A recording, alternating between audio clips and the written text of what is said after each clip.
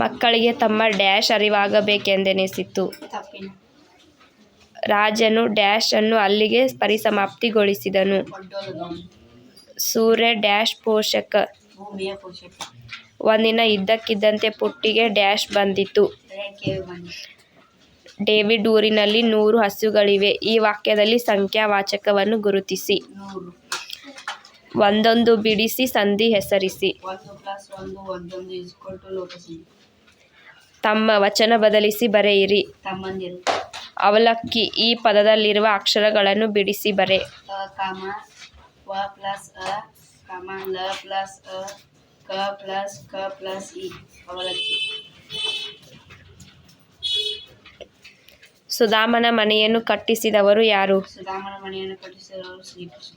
ಜಾಕಿರ್ ಹುಸೇನರು ವಿದ್ಯಾರ್ಥಿಗಳಿಗೆ ಬುದ್ಧಿ ಕಲಿಸಲು ಯಾವ ವೇಷ ಹಾಕಿದರು? ಜಾಕಿರ್ ಹುಸೇನರು ವಿದ್ಯಾರ್ಥಿಗಳಿಗೆ ಬುದ್ಧಿ ಕಲಿಸಲು ಬೂಟ್ ಪಾಲಿಶ್ ಹಾಕುವವರ ವೇಷ ಹಾಕಿದರು. ಅಪರೂಪವಾದ ಹಣ್ಣು ಯಾವುದು? ಅಪರೂಪವಾದ ಹಣ್ಣು ಅಂಜೂರದ ಹಣ್ಣು.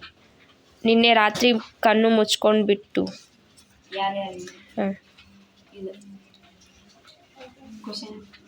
ನಿನ್ನೆ ರಾತ್ರಿ ಕಣ್ಣು ಮುಚ್ಕೊಂಡ್ಬಿಟ್ಟು. ಮಡಿವಾಳತಿ ಮಂತ್ರಿ ಹೇಳಿದ.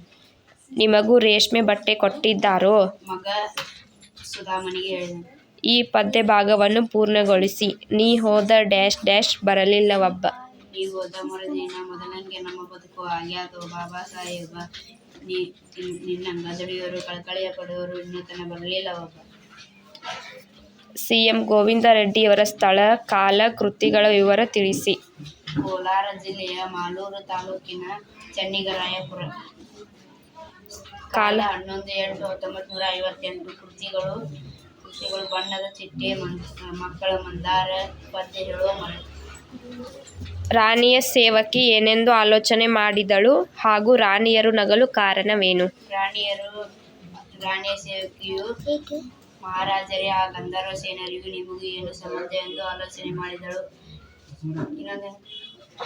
ಹಾಗೂ ರಾಣಿಯರು ನಗಲು ಕಾರಣವೇನು? ರಾಣಿಯರು ನಗಲು ಕಾರಣ ರಾಜ ಮತ್ತು ಅವನ ಆಸ್ಥಾನಿಕರ ಮೂರ್ಖತನಕ್ಕಾಗಿಯೇ. ರಾಣಿಯರು ಪಕ್ಕೆಲು ಮುಳು ಹೊಡಿಗಳು ಹೋಗುತ್ತಲೇ.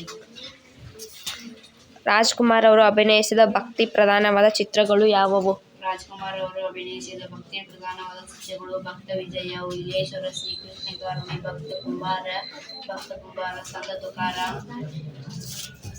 ಭಕ್ತ ಕನಕದಾಸ ಮುಂತಾದ. ಬೇಸಿಗೆ ಪದ್ಯದ ಕವಿಯ ಹೆಸರೇನು? ಬೇಸಿಗೆ ಪದ್ಯದ ಕವಿಯ ಹೆಸರು ಬಿ. ಆರ್. ಲಕ್ಷ್ಮಣರಾವ್. ಸೂರ್ಯ ಮರೆಯದೆ ಯಾವ ಕರ್ತವ್ಯ ಮಾಡುವವನು? ಸೂರ್ಯ ಮರೆಯದೆ ಇಳೆಗೆ ಬಿಸಿಲು ಬೆಳಕು ನೀಡುವ ಕರ್ತವ್ಯ ಮಾಡುವನು. ಪುಟ್ಟಿ ಯೋಗಿಗೆ ಏನೆಂದು ಕೇಳಿದಳು? ಪುಟ್ಟಿ ಯೋಗಿಗೆ ನೀ ಹೇಗೆ ಇಲ್ಲಿಗೆ ಬಂದೆ ಎಂದು ಕೇಳಿದಳು. ಜನರಲ್ಲಿ ಏನನ್ನು ಉಳಿಸಲು ಬೇಡಿದಳು? ಜನರಲ್ಲಿ ಹಸಿರನ್ನು ಉಳಿಸಲು ಬೇಡಿದಳು. ಕಮರಿರುವ ಕಣ್ಣುಗಳಿಗೆ ಹೇಗೆ ಕಾಣಬೇಕು? ಕಮರಿರುವ ಕಣ್ಣುಗಳಿಗೆ ಅರಳಿದ ದಾಳಿಂಬೆಯ ಹಾಗೆ ಕಾಣಬೇಕು.